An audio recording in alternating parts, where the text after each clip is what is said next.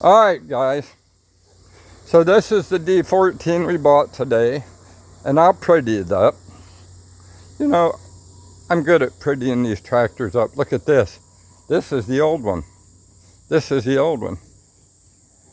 And I'm not done with it. You know, I've still got wheels to do on it, and I'll do another coat, and then I'll decal it. But got it running real good and everything else. So now we're gonna, oh, I gotta go get the key for this, guys. I came out here to run this, and I don't have the key for it. Hang on. All right, guys, so here's what it is. I had to get the key, and since I dropped keys and I can't find them half the time in this grass, look there. Now I can find them. But tomorrow I'm going to use the scraper blade on this, and I'm going to level the driveway out a little in here and get some of that stuff cleaned up. I may take the hump out of the middle of the drive as well, because there's a ton of gravel in the middle. And I may scrape out around the barn. I'm not sure exactly what I'm going to do. Look at this. $1,400 in rear tires on this tractor, guys.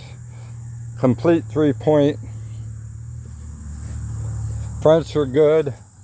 They're not great. They're good. They hold air. Adjustable wide front. 35 horsepower. Torque assist, which is a high-low range. This is a 10-speed tractor, guys. So let's fire it up here and listen to her a little.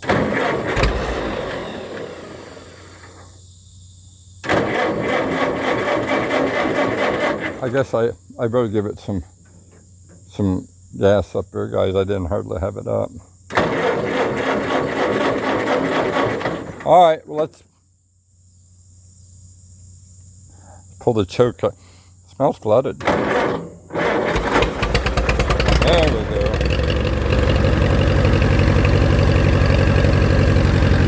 So this is a 1957 D14 Allis Chalmers, guys. You know, so many people nowadays that I deal with, this was priced at $2,200. So many people I deal with are looking for small farm tractors. Doesn't smoke at all. $1,400 in tires alone on this. Runs like it should. And I got a new muffler for it.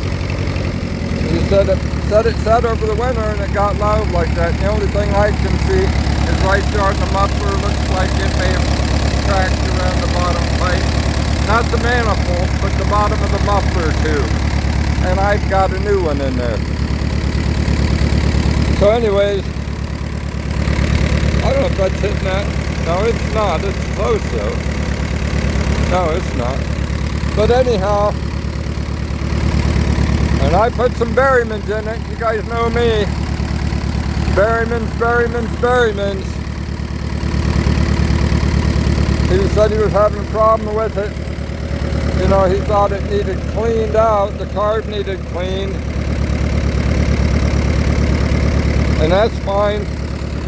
So tomorrow I'm going back and look at Barry's. I didn't get Barry on film. I don't know what happened with that video.